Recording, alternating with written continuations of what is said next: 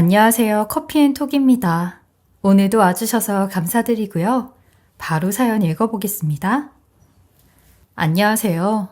평소에 드라마를 보면서 세상에 저런 일이 다 있구나 생각했는데 현실도 드라마와 다르지 않다는 사실을 얼마 전 깨닫게 되는 일이 있었습니다. 남의 일이 아니라 제가 직접 겪은 일로 사연을 쓰려니 더 떨리네요. 아직도 이 일만 생각하면 부들부들 떨리지만 용기 내어 써봅니다. 감정이 앞서 두서없더라도 이해해 주세요. 저는 얼마 전 이혼하게 된 30대 여자입니다. 결혼한 지 3년밖에 안 된 신혼이었고 다정하고 차분한 남편과는 1년 정도 연애 끝에 결혼하게 됐어요. 저는 밝고 쾌활한 편인데 그래서 성격도 급하고 덜렁거리는 면이 있어요.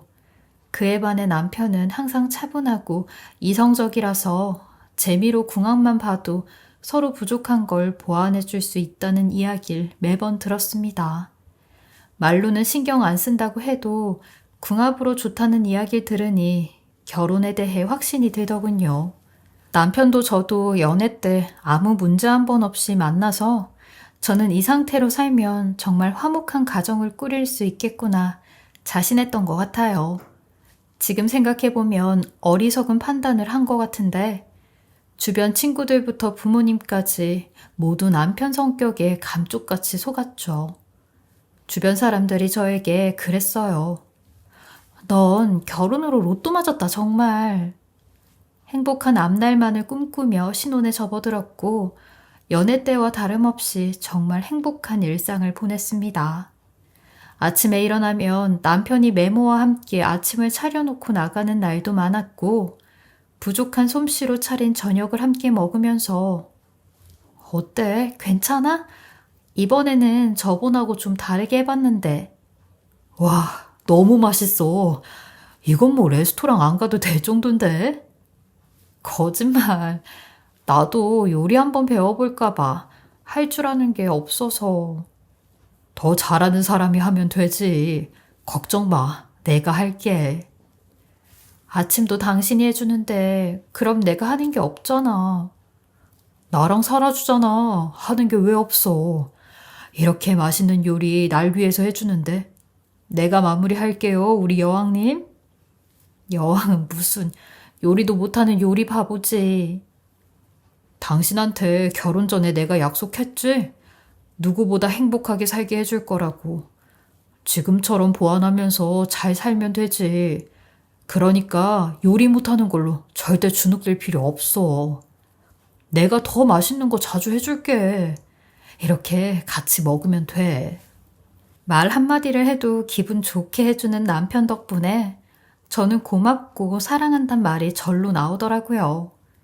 서로 이렇게 노력하는 관계일수록 부부관계가 더 좋다고 하더니 남편은 정말 그에 딱 맞는 사람이었죠.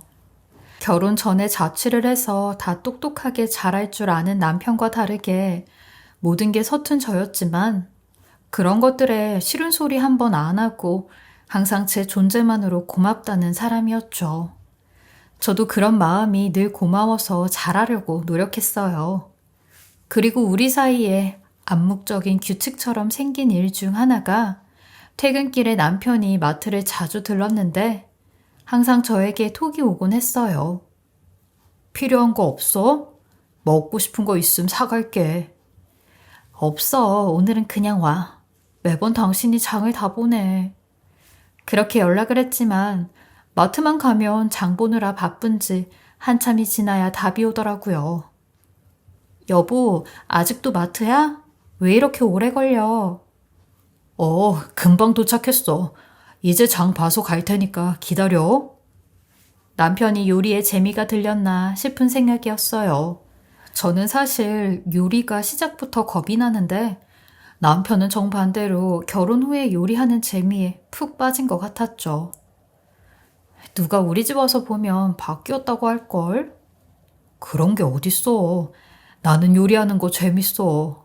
당신이 잘 먹어주는 것도 좋고. 엄마 마음을 알 것 같다니까. 그래도 퇴근 후에 피곤하잖아. 앞으로는 내가 장 봐올까? 아니, 했던 사람이 계속하는 게 낫지. 신경 쓰지 마. 그리고 돌아온 주말 남편이 어머니를 모시고 병원에 갈 일이 생겨서 저는 그 시간 동안 혼자 집 정리도 하고 자유시간을 즐기고 있었죠. 그러다 오랜만에 친구하고 연락이 닿아 급하게 만날 준비를 하게 됐어요. 근데 그날따라 오전에 급히 나가는 남편이 제 경차를 타고 가는 바람에 저는 어쩔 수 없이 남편 차를 타고 외출을 해야 했죠. 사거리 마트에 잠시 차를 세워놓고 친구가 말한 위치를 내비게이션에 입력하고 있는데 뒤에서 누가 반갑게 뛰어오더라고요. 제 또래쯤으로 보이는 여자가 차를 보고 달려오면서 창문을 똑똑 하더라고요. 여자는 제가 있는 줄 몰랐는지 나 보고 싶어서 온 거예요? 당황해서 살짝 문을 내리자 여자가 화들짝 놀라더군요. 누구세요? 절 아세요? 아이고, 죄송합니다. 제가 착각을 했나 봐요. 죄송합니다. 한마디를 남기고 다시 뛰어가듯 사라지더라고요. 옷 입은 걸 보니 아무래도 여기 마트에서 일하는 사람 같았는데 분명히 차 번호를 알고 뛰어온 것 같았는데 당황을 하며 사라진 모습이 의심스러웠죠. 그리고 본능적으로 절 보고 얼굴을 가리는 것도 수상했어요. 사소한 일이라고 생각했는데 친구를 만나서도 며칠이 지난 후에도 이 일이 계속 제 머릿속을 떠나지 않더라고요. 여자의 촉이라고 하죠. 남편이 그 마트를 매일 들락거린다는 것도 알고 있었기 때문에 찜찜함이 더 가시지 않았던 것 같아요. 그리고 한 번도 제게 그런 말을 한 적이 없던 남편이 저 여보, 당신 주말에 내 차 가지고 밖에 나갔었지? 응, 그날 당신이 내 차 갖고 가는 바람에 나도 쓸 일 있어서 당신 차 썼지. 근데 왜? 있잖아. 앞으로는 내 차 탈 때 미리 얘기 좀 하고 타. 왜? 누가 당신한테 그랬어? 당신인 줄 알았는데 내가 타고 있어서 기분 나빴다고? 뭐? 그게 무슨 소리야, 당신? 지금 무슨 말을 하는 거야? 아니, 그날 누가 당신 차로 뛰어와선 반갑게 인사를 하더라고. 당신이 차에 타고 있는 줄 알았던 것 같던데 마트 직원처럼 보이는 여자였는데 당신도 아는 사람이야? 마트 뭐 누구? 난 전혀 모르는데 물어봤어? 나 아냐고? 물어보긴 했는데 나한테 자기가 착각했다고 하더라. 그냥 같은 차종이고 번호 비슷비슷하면 순간 헷갈릴 수도 있지 뭐. 사람이 실수도 하지. 당신은 그런 적 없어? 그러면 갑자기 왜 차 쓰는 걸 일일이 말하라는 거야? 아니, 난 당신이 탄 줄도 모르고 뭔가 바뀌어 있어서. 일단 알았어. 다음부터 차 쓰게 되면 이야기는 할게. 그래. 그럼 나 세차 좀 하고 올게. 몇 시간은 걸릴 거야. 내가 차 썼다고 세차까지 한다는 거야? 아니, 겸사겸사 하는 거지. 뭘 그렇게까지 생각을 해?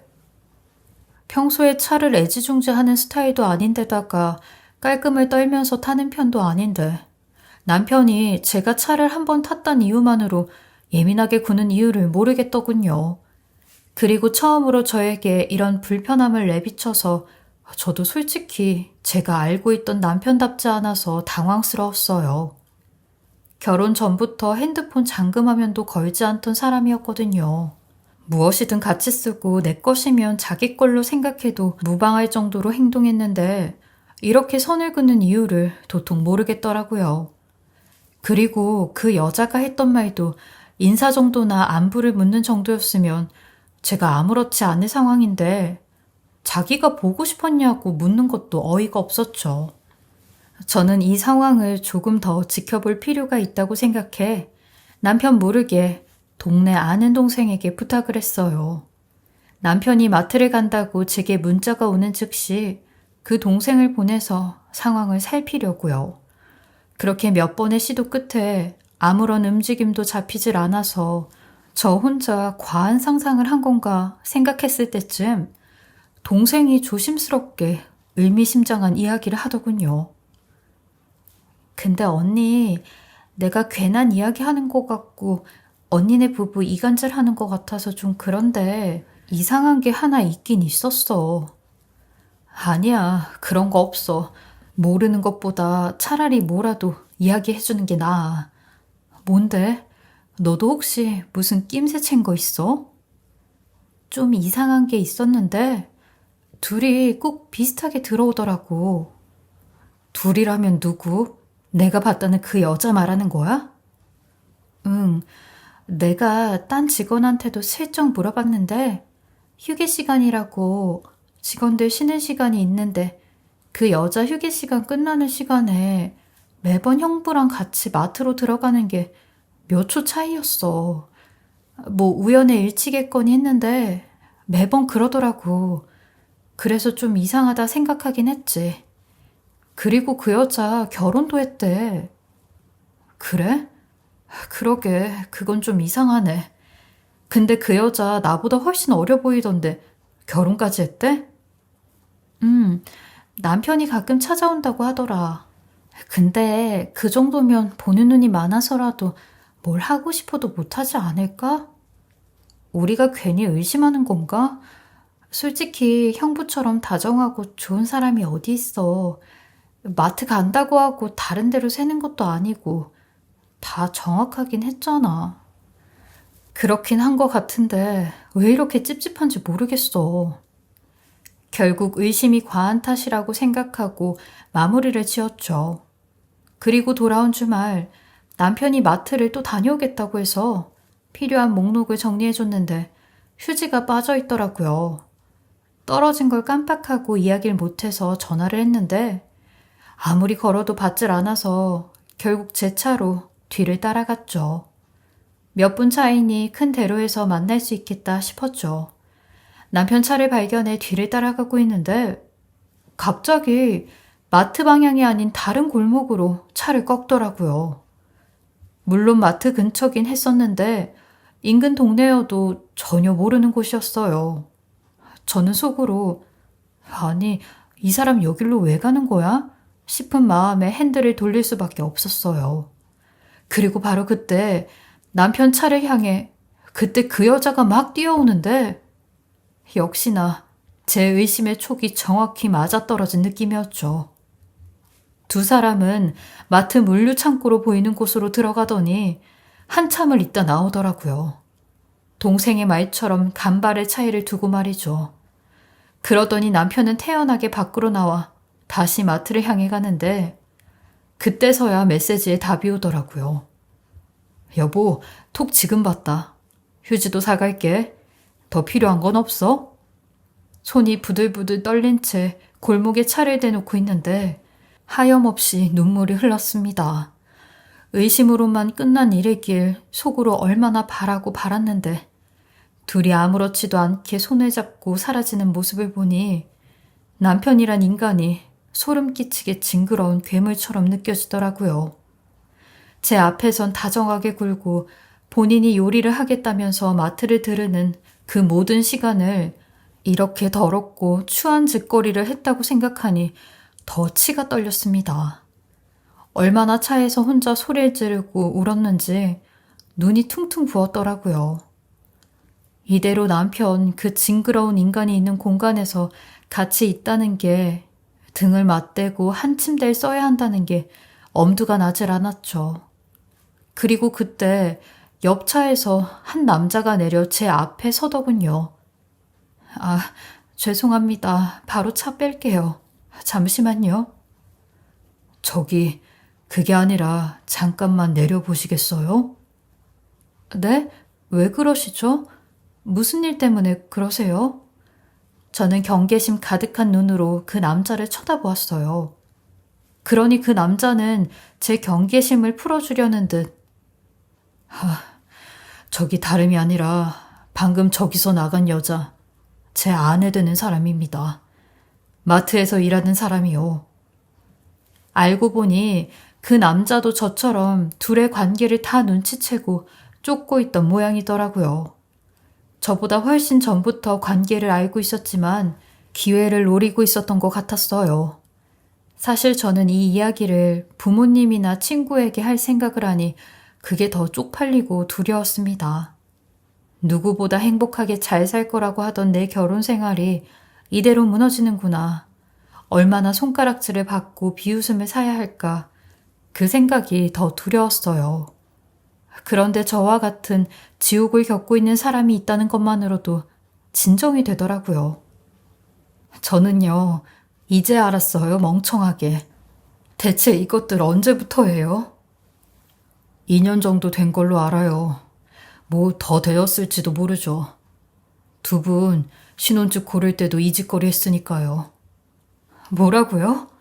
그럼 저랑 연애 때부터 양다리였던 거네요? 그렇게 좋으면 둘이 결혼하면 되지. 왜 멀쩡한 사람들 인생을 망쳐. 둘 다 미친 것들이네요, 정말. 저희 장인이 보통이 아니어서 아마 그쪽 남편이랑 제 와이프 결혼을 반대했을 겁니다. 저도 결혼하고 보니까 이 처갓집은 노예 대릴 사위가 필요했던 거더라고요. 아니 대체 저 여자 아버지가 뭐라는 사람인데요? 여기 이 마트도 다 장인이 운영하는 마트인데 전국에 몇십 개가 넘어요. 재력이 좋죠. 그래서 내가 불륜 말해봤자 까딱하면 계란으로 바위치기 되겠더라고요. 빈몸으로 쫓겨날 순 없잖아요. 제대로 준비해야지. 그래서 여태 증거 모으면서 가만히 있었던 거예요? 그쵸. 증거를 충분히 모아야 꼼짝 없을 테니까요. 증거 없이 덤볐다간 그냥 잡아떼면 다 끝이잖아요. 그렇긴 하죠. 근데 어떻게 하실 건데요? 이 집안이 쌓아온 것들까지 다 무너뜨려야죠. 딸이 한 집 부끄러워서 아무것도 못하게 만들어야죠. 나도 처음엔 화가 나고 죽고 싶은 생각까지 했거든요. 자존심이 상해서. 근데 잘못한 게 하나도 없는데 그럴 필요가 없겠더라고요. 다 돌려주고 올 거다 생각하고 있어요. 그러니까 괜히 저 집 섣불리 건드리지 마세요. 이미 변호사랑 다 준비돼 있으니까 재수없이 돈만 날릴 수도 있어요. 그럼 두 눈으로 다 보고도 참고만 있으라는 거예요? 눈으로 본 건 증거가 안 되죠. 그건 알고 계시죠? 아니 그럼 그렇다고 무조건 참아요? 내가 왜 그래야 돼요? 참고 CCTV 영상 얻는 것도 내부 일이라 쉽지 않아요. 그걸 확보해야 하니까 시기를 보자고요. 이혼한다고 다 끝나는 거 아니잖아요. 부모님 생각하고 앞으로 본인 살 궁리만 해요. 현명하게 싸우자고요. 그렇게 저는 그 상간녀의 남편과 합심해 제대로 된 시기를 잡아 이 인간들 일을 낱낱이 폭로하기로 했죠. 그분 말대로 제가 두 눈으로 본 장면이 증거가 될 순 없겠더라고요. 남편에게 난리를 피우고 따진들 태연하게 그날처럼 잡아뗄 것 같았죠. 정이 다 떨어진 인간하고 밥도 먹고 아무렇지 않게 지내는 게 정말 죽겠더군요. 어제만 해도 사랑스럽던 남편이 이제는 웃을 때마다 소름이 끼치고 그날 제가 본 장면이 생각나 화가 주체가 안 되는데 꾹 참고 눌렀어요. 그리고 이 시간 동안 남편이 먼저 고백을 하고 반성하기를 바라기도 했죠.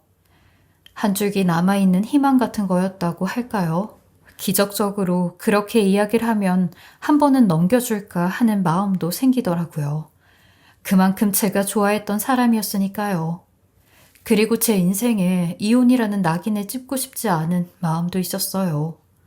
그런데 남편은 제가 아직도 감쪽같이 속고 있을 거란 생각을 했던지 더 편하게 마트를 매일 들리더라고요. 그때마다 속이 타들어가는 것 같았죠. 아무것도 사오지 말라고 제발. 마트를 왜 그렇게 가? 하루라도 안 가면 죽어? 우리 뭐 굶어 죽냐고. 아니, 나는 당신 기운 없어 보여서 보양식 해주려고. 싫다고. 안 먹는다잖아. 안 먹는다는데 왜 난리야? 마트라고 말을 꺼내는 순간 그 여자와 둘이 창고에서 나누는 더러운 짓이 그려져 너무 괴로웠습니다. 그리고 전 사실대로 이 일을 부모님에게도 알렸습니다. 매일 바람피러 가는 남편을 상상하고 보고 있는 게 죽을 것 같았거든요. 또 부모님께도 남편의 두 얼굴을 알려야 이혼을 받아들이실 것 같았어요. 말하지 않으면 둘이 사소한 문제로 다퉜다고만 생각할 것 같아 용기 내 이야기를 했고 우리 가족들 모두 힘을 모아 이혼까지 준비하기로 했어요. 그런 일이 있었음 빨리 말하지 그랬어. 그동안 네가 얼마나 마음고생을 했겠어. 우리는 항상 네 편이야. 알지? 엄마, 미안해 정말. 내가 이런 사람을 괜히 만나서. 실수할 수도 있는 거다. 그런 인간인지 알았음 결혼도 안 했겠지. 지금 당장은 힘들겠지만 멀리 보면 이 결정이 맞아. 그리고 애 없이 헤어지게 됐으니 이것도 하늘이 도운 거지. 우리도 도울 테니까 조금만 참아. 그렇게 몇 달 동안 죽을 힘을 다해 견뎠습니다. 제 뒤에 무너지면 받아줄 가족이 있다는 게 참 힘이 됐죠. 그렇게 그 상간녀 남편과 함께 서로 모은 자료로 이 인간들이 지은 죄의 끝이 어딘지 똑똑히 알려줄 준비를 마쳤고 온 가족이 마트를 향해 돌진했습니다. 남자분 말대로 장인이란 사람은 아나무인의 자수성가로 본인이 성공했던 사실에 취해 사는 졸부더라고요. 하참, 이딴 일 때문에 이렇게 때를 지어와? 아이, 저 못난 놈은 왜 같이 서 있어? 사내 놈이 남자 구실도 못하네. 어디 큰 소리를 쳐요. 뭐 잘했다고. 자식 그렇게 키우고 큰 소리 내면 안 되죠. 부끄러운 줄을 알아야지. 여봐, 처자. 내가 여기 사장이야. 이렇게 깽판 쳐도 여기 내 사업장이라고. 나한테 타격 오는 거 하나도 없다고. 사장이고 회장이면 뭐여. 딸이 불륜 저지르고 다니는데. 그깟 바람이 뭔 대수야? 그리고 누가 그래? 내 딸이 바람을 폈다고. 어디서 헛소문을 듣고 와선? 그럼 이것부터 보시고 이야기하실까요? 우리가 준비한 증거 자료를 보고도 애써 눈을 피하더니 사람이 살다 보면 그럴 수도 있지. 오죽 못났으면 그래? 처자도 별 볼 일 없으니까 남편이 다른 데를 보는 거지. 자기 반성을 해 반성을. 뭐 잘났다고 여기까지 와서 날 협박해? 지들이 못난 건 모르고 참 웃기는 사람들이네. 부모가 이러니 자식도 이 모양이지. 아저씨, 자식 가진 부모 입장이 되어보세요. 이게 별일입니까? 이게? 자기 자식 귀하면 남의 자식 귀한 줄도 알아야지. 저희 엄마가 그 상간녀 아버지에게 막 삿대질을 하니 아니 갑자기 그 상간녀 아버지가 저희 엄마 손가락을 거의 180도로 꺾어 바닥으로 밀쳐버리는 겁니다. 엄마는 비명을 지르시며 넘어진 채 바닥을 대굴대굴 구르기 시작했어요. 저는 그런 엄마에게 소리를 치며 다가갔고 그 상간녀 아버지를 향해 당신 지금 미쳤냐고 당장 경찰에 신고할 거라고 난리를 쳤어요. 그러니 신고하라며 본인은 돈으로 다 해결할 거라고 콧방귀를 뀌는데 저도 순간 이성을 잃고 말았네요. 괜히 제 일에 엄한 엄마까지 다치게 되었으니까요. 그렇게 난리를 치고 있는데 그때 어디선가 남편놈이 나타나 막 뛰어와선 저를 끌고 밖으로 나가기 시작하는 겁니다. 상간녀한테 연락을 받았는지 지금 여기서 뭐하고 있는 거냐며 되려 큰 소리를 치는데 뒤이어 상간녀도 따라 나와 남편놈과 합심해 제게 상간녀 소송하면 주는 위자료 줄 테니 그 돈 먹고 그만 남편한테서 꺼지라고 하더군요. 치졸하기 짝이 없는 남편놈도 애써 제 눈을 피하며 그 상간녀 뒤에 숨어서 어깨너머로 제 동태를 살피는데 그 모습이 사람을 더 약올리는 것 같았죠.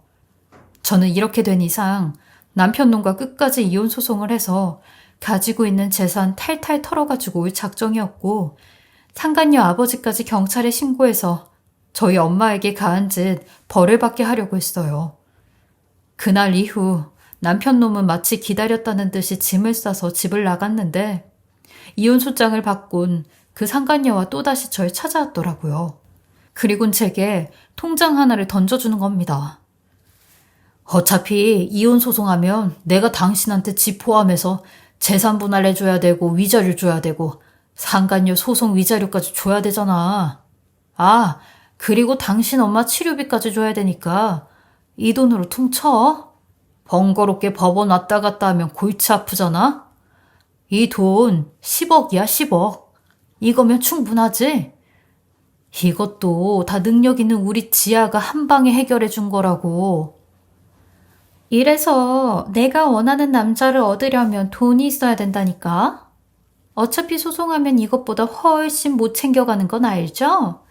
당신 같은 사람이 언제 이런 큰 돈을 만져보겠어. 나한텐 껌값이지만 당신은 평생 동안 못 만질 돈이지. 그냥 로또 맞았다 생각하고 이거 가지고 그만 떨어져 나가. 더 이상 사나운 꼴 겪기 전에 구질구질하게 매달리지 좀 말고. 전 순간 그 통장을 빡빡 찢으며 그 두 연놈들 머리채라도 잡고 싶었지만 변호사님에게 물어보니 이성적으로 생각하면 그쯤 합의를 해서 이혼을 하는 게 더 나은 방법이라고 하더라고요. 물론 속에서는 천불이 나고 열이 받으시겠지만 정말 현실적으로 생각을 하셔야 된다면서요. 그렇게 저는 억울하고 분하지만 그 더러운 돈을 받고 이혼을 했어요. 전 남편 놈은 저랑 이혼을 하자마자 다니던 직장까지 그만두고 그 집 사위로 들어가 마트를 하나 받아 운영을 하고 있었는데 문제는 그 상간녀는 아직도 본인 남편과는 이혼조차 안 하고 있던 상태였어요. 상간녀 남편 속은 얼마나 뒤집어질지 감히 공감도 안 됐죠. 그렇게 전 다른 방법으로 그 두 인간들에게 복수를 하고 싶었는데 때마침 상간녀 남편이 먼저 연락이 왔어요. 그 상간녀 남편 말이 자기는 이혼도 쉽게 못 해주고 그딴 돈을 준다고 해도 이대로 못 물러날 것 같다며 그동안 본인 와이프와 처갓집에서 받은 불이익들이 너무 많아 이걸 다 복수하고 끝을 내야 두 다리를 뻗고 잘 것만 같다고 하더라고요. 그러니 저보고 같은 상황, 같은 처지가 된 사람으로서 본인을 좀 도와줄 수 있냐고 부탁을 하는 겁니다.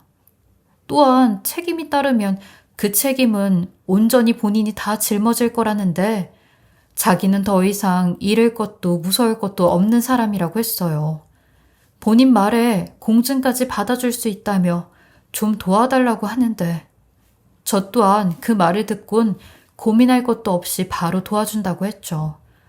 그분 계획은 이러했는데 본인 장인이 하는 마트들이 다 동네에서 꽤나 큰 크기로 운영이 되는 마트들이래요.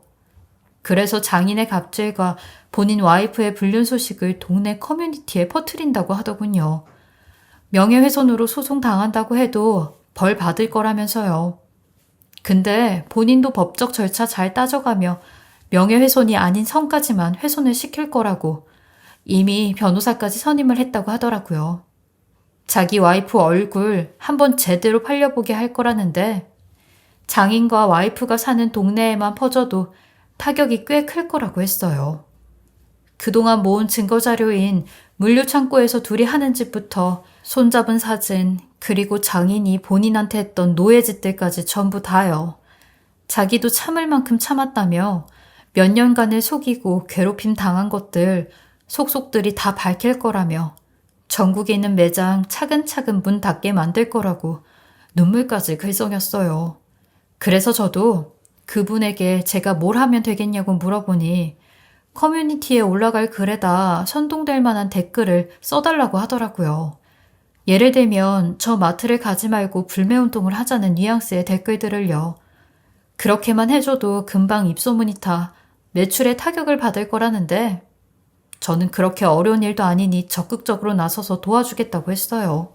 그리곤 아이디를 몇십 개나 파서 댓글을 달기 시작했죠. 그러니 동네에서 아기를 가진 엄마들이나 결혼을 한 여자들이 난리가 난 겁니다. 모두 일심동체가 돼 그런 집은 도와주면 안 된다는 식이었어요. 슬슬 이런 소문이 퍼지게 되면서 마트엔 사람들의 발길이 끊어지기 시작했는데 아무래도 동네를 기반으로 하는 장사이다 보니 그런 소문이 사람들에겐 큰 영향으로 끼치는 것 같았어요. 그렇게 상황의 심각성을 알게 된 상간녀와 전 남편은 몇 달이 지나 한참 뒤 먼저 연락이 오더군요. 본인들 사업에 피해가 클 거란 계산이 보였는지 저를 직접 찾아와 제 앞에 무릎을 꿇고 흐느끼며 3달 동안 매출이 적자가 난 마트 3개는 벌써 문을 닫았다며 점점 대금이 밀리기 시작해 이제 더 이상은 막을 데도 없다고 도미노처럼 무너지는 건 순식간이라며 제발 남은 마트라도 살려달라고 글 좀 내려달라고 사정사정을 하는데 전 그런 상간녀와 전 남편을 벌레 보듯 하며 코웃음 쳤어요. 니들이 나한테 한 짓거리 기억이 안 나냐고요. 니들 머리가 돌대가리라 기억이 안 나냐고 다시 한번 말해준다고 했어요.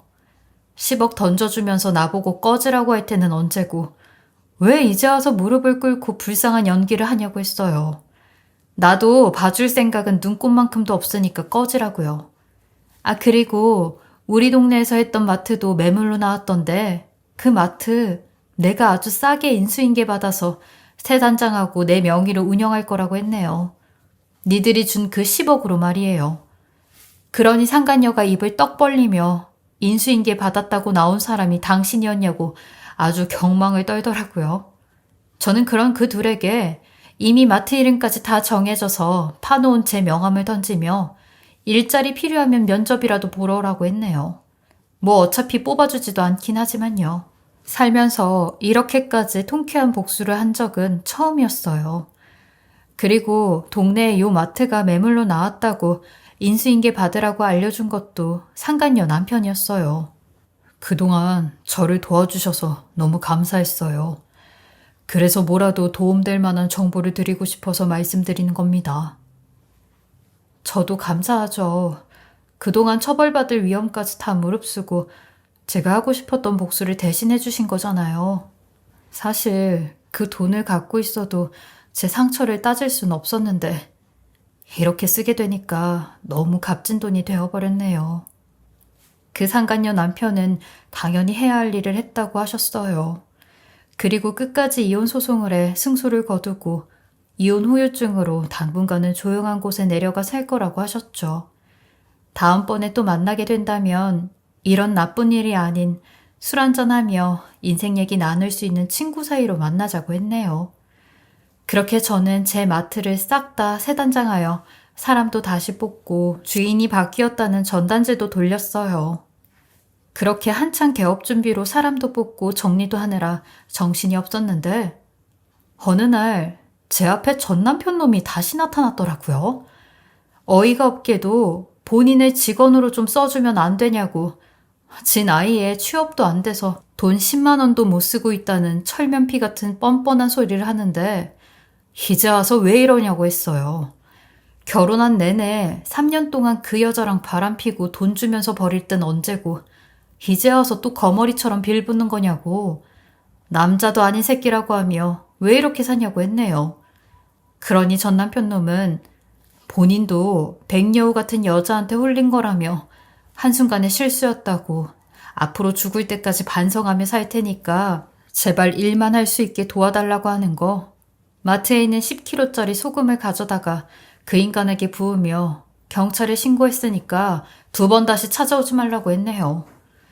어쩜 저렇게 사람이 뻔뻔할 수 있는지 저딴 놈인 줄도 모르고 다정한 모습에 반해 결혼을 했다는 제 스스로가 너무 바보 같고 원망스러웠어요.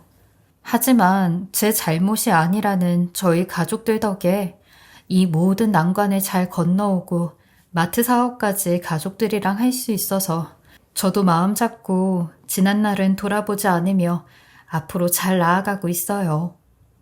제가 이렇게 제 이야기를 하게 된 것도 혹시 이혼 후가 두려워 현재를 괴롭게 사시는 분들이 계시다면 제가 조금이나마 용기를 드리고 싶어 저도 용기를 내서 제 이야기를 한번 해보았어요. 제 긴 이야기 들어주셔서 감사하고요. 여러분들 가정엔 늘 행복만 가득하시길 바라겠습니다. 새해 복 많이 받으세요. 지금까지 커피앤톡이었습니다. 오늘도 끝까지 함께 해주셔서 감사하고요. 저는 다음 영상으로 또 찾아뵙겠습니다.